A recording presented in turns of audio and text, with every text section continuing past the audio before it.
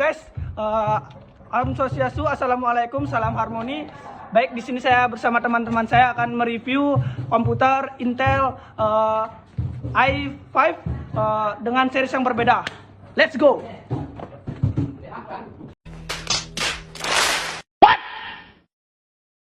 A few moments later. Hari ini kami akan mempresentasikan hasil proyek kami yang berjudul Analisis Arsitektur dan Kinerja Sistem. Sekarang saya akan menjelaskan modul 1. Nah, pada modul 1 ini saya akan membahas tentang hierarki memori pada laptop yang saya gunakan.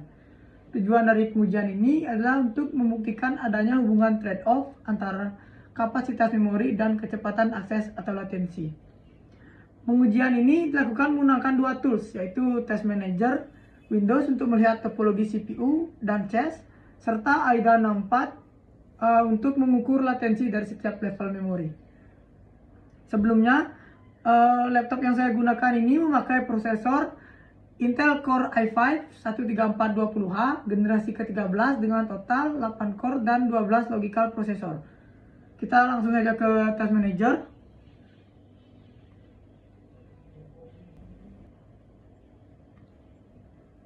Nah, bisa dilihat di sini di bagian CPU. Di bagian CPU terlihat bahwa prosesor berjalan pada base speed sekitar 2,10 GHz dan memiliki CAS bertingkat mulai dari L1, L2 hingga L3. Selanjutnya kita akan beralih ke AIDA 64. Nah, di AIDA 64 hasil yang saya dapatkan adalah sebagai berikut. Selain latensi, benchmark juga menunjukkan bahwa kecepatan read dan write CAS jauh lebih tinggi dibandingkan RAM. Nah, berdasarkan hasil benchmark, terlihat bahwa semakin dekat memori dengan inti prosesor, maka semakin cepat waktu aksesnya. CAS L1 memiliki latensi hanya sekitar 1,1 nanosecond, sedangkan RAM memiliki latensi sekitar 96,2 nanosecond. Artinya, RAM hampir sekitar 87 kali lebih lambat dibandingkan CAS L1. Hal ini terjadi karena CAS L1 berada paling dekat dengan CPU dan ukurannya kecil, sehingga data dapat diakses dengan cepat. Sedangkan RAM berada lebih jauh dari prosesor dan memiliki kapasitas jauh lebih besar, sehingga membutuhkan waktu akses lebih lama. Nah, mengapa sih tidak semua memori menggunakan kecepatan L1? Walaupun CAS L1 sangat cepat, komputer modern tidak menggunakan memori secepat L1 untuk kapasitas besar seperti 8GB atau 16GB. Ini ada beberapa alasan utamanya. Yang pertama yaitu biaya produksi. CAS L1 dibuat menggunakan SRAM yang sangat cepat tetapi mahal dan membutuhkan banyak transistor. Sedangkan RAM menggunakan DRAM yang lebih lambat tetapi jauh lebih murah. Yang kedua ada konsumsi dayanya. Memori secepat CAS membutuhkan daya listrik lebih besar dan menghasilkan panas lebih tinggi. Dan yang terakhir ada ukuran fisiknya. Nah, jika seluruh RAM dibuat seperti CAS L1, ukuran chip akan menjadi sangat besar dan tidak efisien. Baik, segitu aja untuk modul pertama. Selanjutnya akan dilanjutkan oleh teman saya. One eternity later. Oke, selamat siang semuanya. Di sini melanjutkan presentasi dari modul pertama, yaitu saya sekarang melanjutkan modul kedua, itu tentang sistem input output dan juga sistem bus. Oke, kita sebelum mulai kita persamakan persepsi terlebih dahulu. Jadi sistem input output itulah sistem di mana sistem atau operasi muat barang hitungannya seperti analoginya untuk memuat data dari penyimpanan storage ke RAM lalu diproses oleh CPU. Untuk sistem bus itu, kalau misalnya input output itu adalah proses muat barangnya, sistem bus itu seperti rangkaiannya. Oke, kita langsung saja ke praktikumnya. Di sini saya menggunakan Crystal Disk-Info dan laptop sendiri yaitu Asus VivoBook 16X. 16X kalau nggak salah. Oke, kita lanjut saja. Di situ bisa lihat di sini sendiri di Crystal Disk-Info yang pertama di atas di headernya itu ada nama vendor Samsung dengan model MZVL 85112 Hello 00 BTW dengan kapasitas 512,1 GB. Itu health statusnya good 99%, lalu ada temperatur 42 derajat. Nah, untuk temperatur di sini bisa berbeda dengan disebutkan di SSL yang akan ada di video. untuk firmware-nya ada firmware serial number, ada interface-nya yang menggunakan NVMe Express yang sudah tidak menggunakan SATA lagi ya. Lalu ada transfer modenya. Nah, untuk kalian yang baru menggunakan ini mungkin akan agak bingung. Tapi sebenarnya step-step ini atau kosong ini normal saja karena laptop mengaktifkan sistem ASPM, yaitu Active System Power Management, untuk hemat dayanya. Lanjut, ada standarnya kita menggunakan NVMe Express 2.0. Dia seperti saya bilang tadi, dia tidak menggunakan SATA lagi. Lalu ada total host rate-nya itu sebanyak 16.208 GB. Mungkin yang saya akan tampilkan juga berbeda. Lalu ada total host rate-nya ada 7.170 GB. Power on count-nya juga bisa berbeda, yaitu sebanyak 497 kali dihidupkan laptop ini. Penggunaannya sebanyak 1.674 jam. Jadi data-data seperti temperatur, total host rate, total host rate, power on count, dan power on heart bisa berbeda dengan saya berikan di SSD ya. Sisanya akan tetap sama seperti ini. Oke, next kita lanjut ke, oh ya, sebelum saya menjelaskan ke Mark, di sini ada hal yang harus kita garis bawahi, ke password mode. Dari sini kita akan bahas tentang input output mode, sistem input output dan bus modenya, bus system di mana yang harus didapatkan itu password mode. Dia menggunakan PCIe Gen berapa? Jadi lihat dari modelnya sendiri. Laptop ini menggunakan PCIe Gen 4.0 X4 dengan bandwidth itu sebanyak 7000 MB per second. Nah, oh ya, untuk tujuan dari modul ini saya lupa jelaskan. Tujuan dari modul ini sendiri yaitu untuk mengetahui bagaimana sistem input output berjalan, sistem bus berjalan. Lalu bagaimana perbandingan dari sequential dengan random di input output. Oke, next kita ke Mark. Nah, sebenarnya untuk di smartnya di sini bisa dilihat sudah ada datanya. Untuk mengaktifkannya sendiri bisa dipencet untuk all ini sebenarnya.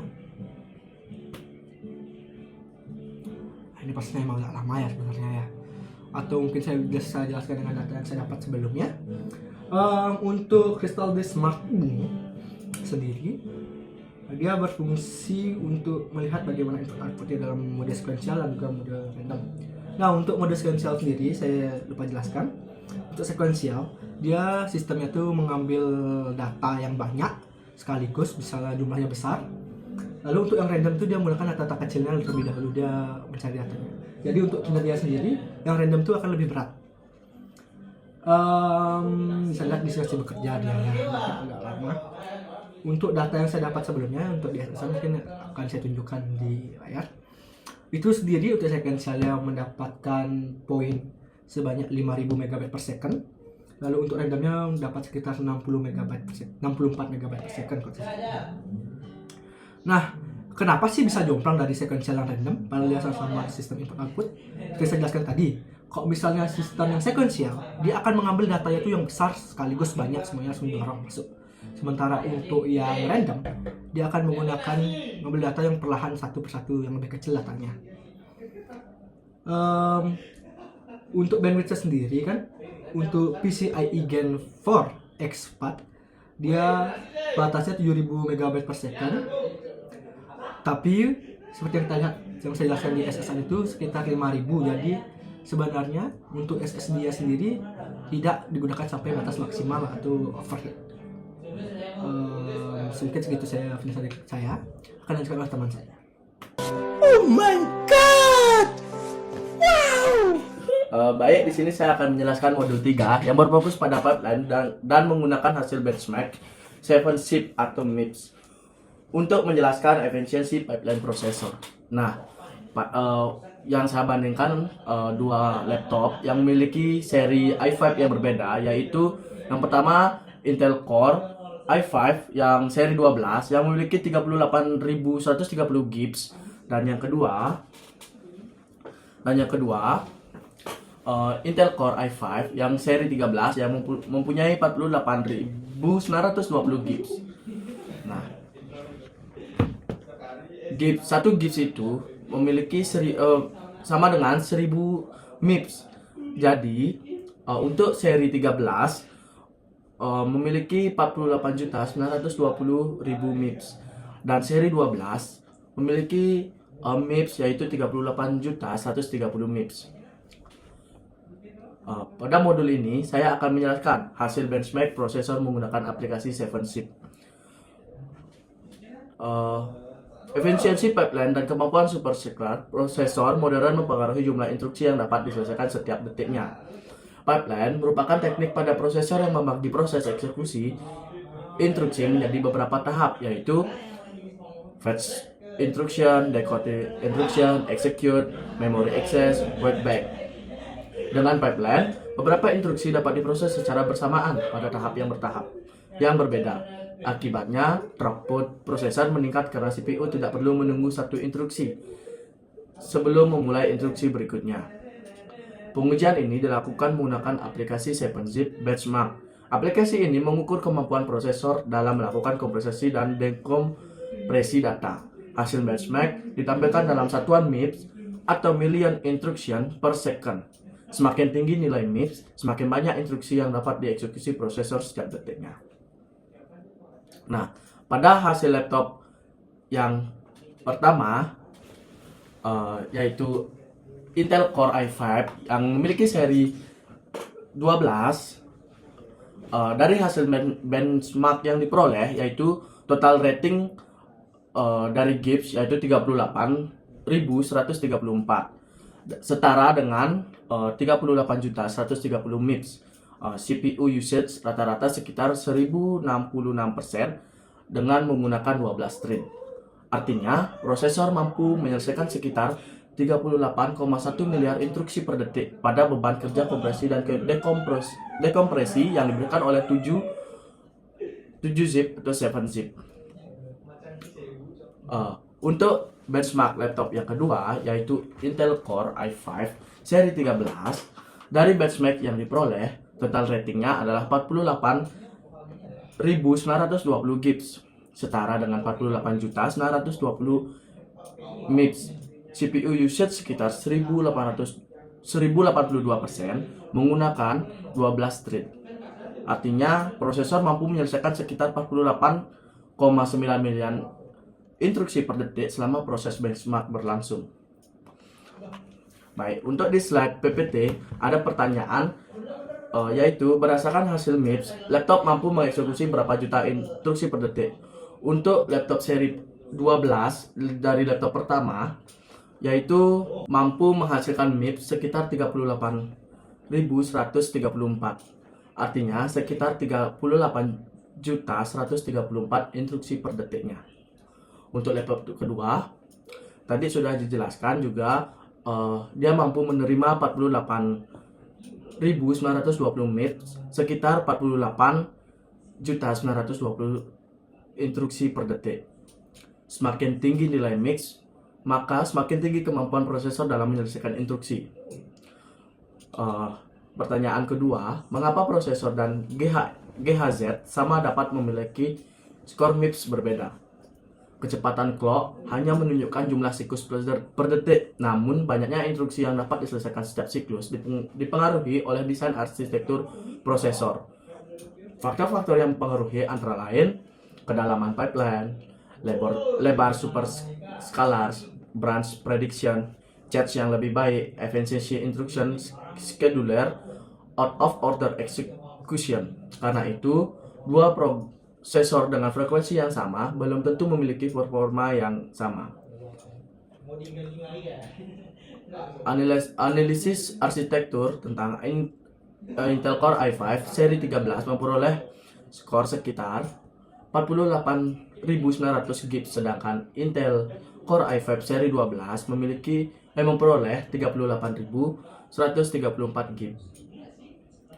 Selisih performanya sekitar 10.786 Gibbs atau sekitar 10.786 Gibbs atau 28,3%. Artinya, i5 seri 13 memiliki throughput sekitar 28% lebih tinggi dibandingkan i5 seri 12 pada benchmark ini.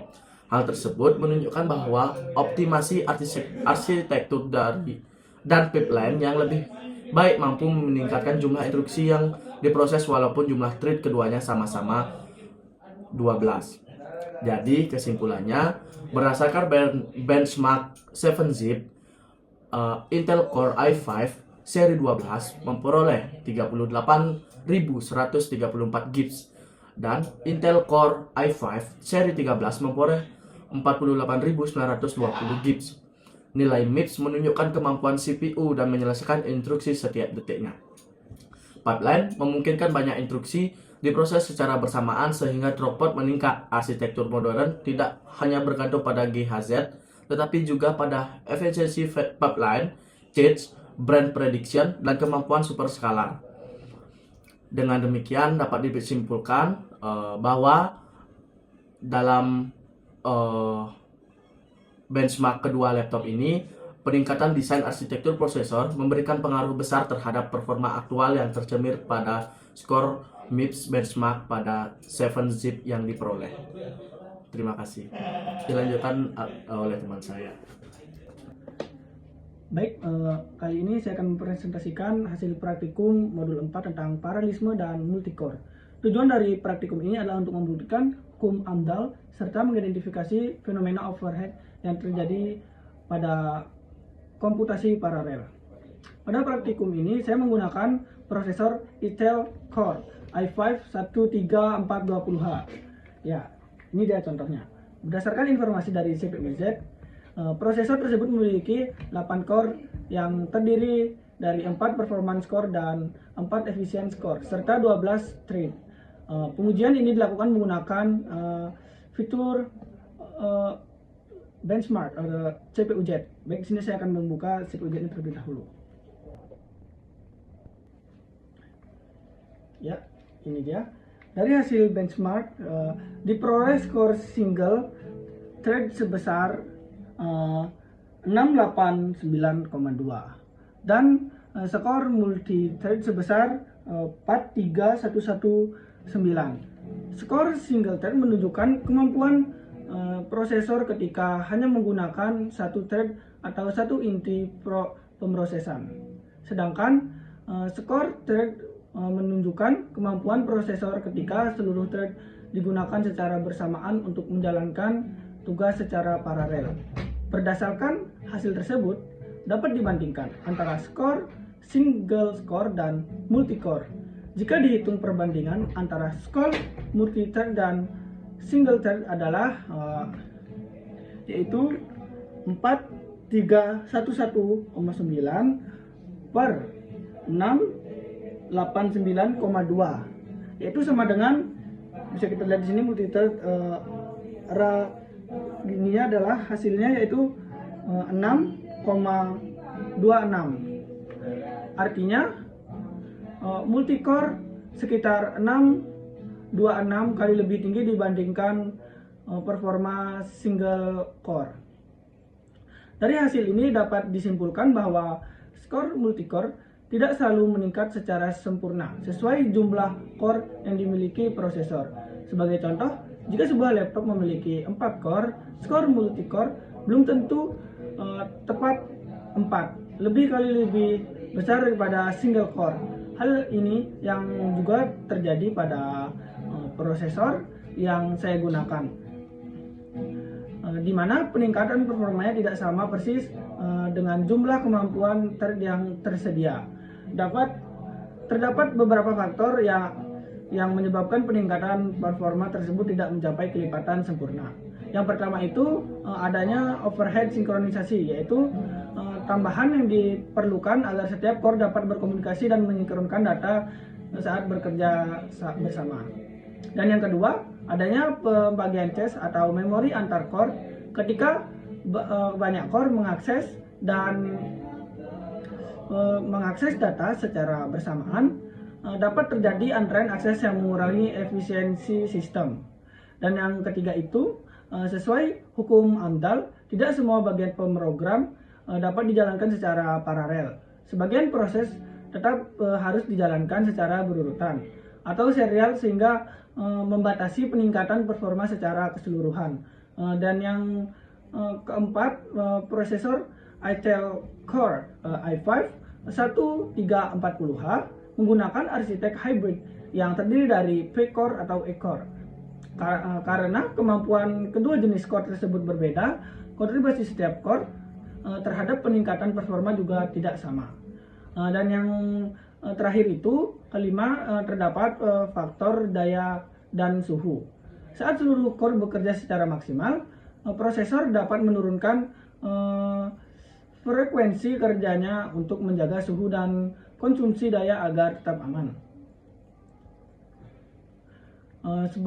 Dan kesimpulannya yaitu hasil benchmark menunjukkan skor single thread sebesar 689,2 dan multi thread sebesar 4311, bisa dilihat di sini yaitu 4311,9 dengan rasio peningkatan sekitar 6,26.